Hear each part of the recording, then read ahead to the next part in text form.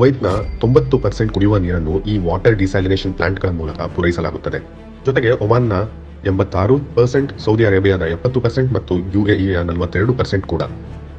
2009ರಲ್ಲಿ ಸೋರಿಕೆಯಾದ US ರಾಜತಾಂತ್ರಿಕ ಮಾಹಿತಿಯ ಪ್ರಕಾರ ಸೌದಿ ಅರೇಬಿಯಾದ ರಾಜಧಾನಿ ಮತ್ತು ಮರುಭೂಮಿ ಮಧ್ಯದಲ್ಲಿರುವ ಅತಿದೊಡ್ಡ ನಗರವಾದ ರಿಯಾದ್ನಲ್ಲಿ ಸುಮಾರು 7 ಮಿಲಿಯನ್ ಜನರು ವಾಸಿಸುತ್ತಿದ್ದಾರೆ. ಅವರು ತಮ್ಮ ಎಲ್ಲಾ ನೀರು ಸರಬರಾಜಿಗೆ ಈ ವಾಟರ್ ಡಿಸ್ಯಾಲಿನೇಷನ್ ಪ್ಲಾಂಟ್ಗಳ ನೀರನ್ನು ಅವಲಂಬಿಸಿದ್ದಾರೆ. ಹಾಗಾಗಿ ಈ ವಾಟರ್ ಡಿಸ್ಯಾಲಿನೇಷನ್ ಪ್ಲಾಂಟ್ಗಳಿಗೆ ಹಾನಿಯಾದರೆ ಕೇವಲ 1 ವಾರದೊಳಗೆ ಈ ಜನರನ್ನು ಸಂಪೂರ್ಣವಾಗಿ ಸ್ಥಳಾಂತರಿಸಬೇಕಾಗುತ್ತದೆ. ಈ ಮಧ್ಯೆ ಹಲವಾರು ಗಲ್ಫ್ ರಾಷ್ಟ್ರಗಳು ಸೇರಿ ಯುದ್ಧದಲ್ಲಿ ಸಕ್ರಿಯವಾಗಿ ಸೇರುವ ಬಗ್ಗೆ ಗಂಭೀರ ಚರ್ಚೆ ನಡೆಯುತ್ತಿದೆ. ಇರಾನ್ನ ಬ್ಯಾಲಿಸ್ಟಿಕ್ ಕ್ಷಿಪಣಿಗಳು ಮತ್ತು ಡ್ರೋನ್ ಶಸ್ತ್ರಾಗಾರಗಳಲ್ಲಿ ಉಳಿದಿರುವ ಎಲ್ಲವನ್ನೂ ನಾಶ ಮಾಡಲು ಅಮೆರಿಕನ್ನರು ಮತ್ತು ಇಸ್ರೇಲಿಗಳ ಪರವಾಗಿ ಈಗ ಇದ್ದಾರೆ. ಈ ಗಲ್ಫ್ ರಾಷ್ಟ್ರಗಳು ಅಂತಿಮವಾಗಿ ತಮ್ಮ ವಾಯು ಪ್ರದೇಶಗಳನ್ನು ಅಮೆರಿಕನ್ನರಿಗೆ ಕಾರ್ಯಾಚರಣೆಗಾಗಿ ತೆರೆಯಲು ಅಥವಾ ತಮ್ಮ ವಾಯುನೆಲೆಗಳನ್ನು ಮತ್ತಷ್ಟು US ದಾಳಿ ಮತ್ತು ಪ್ರತೀಕಾರಕ್ಕಾಗಿ ಉಡಾವಣಾ ಸ್ಥಳಗಳಾಗಿ ಬಳಸಿಕೊಳ್ಳಲು ಅವಕಾಶ ನೀಡಲು ಆಯ್ಕೆ ಮಾಡಬಹುದು. ಸಂಪೂರ್ಣ ವಿಡಿಯೋಗಾಗಿ ಯೂಟ್ಯೂಬ್ ಚಾನೆಲ್ ಸರಳ ವಿರಳವನ್ನು ವೀಕ್ಷಿಸಿ.